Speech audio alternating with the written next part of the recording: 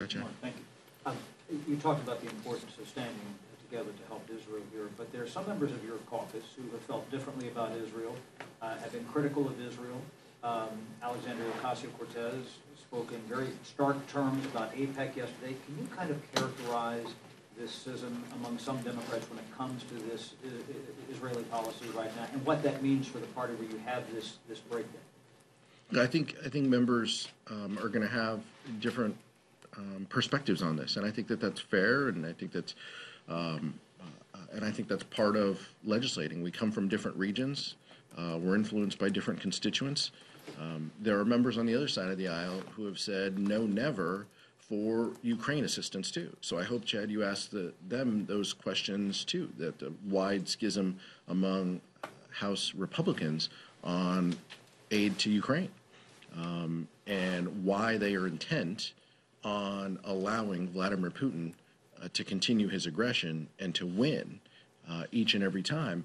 So we're going to have some policy differences along the way. Our leader has said, Leader Jeffries has said, unity does not mean unanimity. We will have discussions, family discussions in the Democratic caucus, and sometimes that might mean that we vote different ways on issues. The Democratic caucus, though, is united behind values that help our allies and friends and look out for humanitarian purposes. Are these policy differences, or some of it cross into anti-Semitism?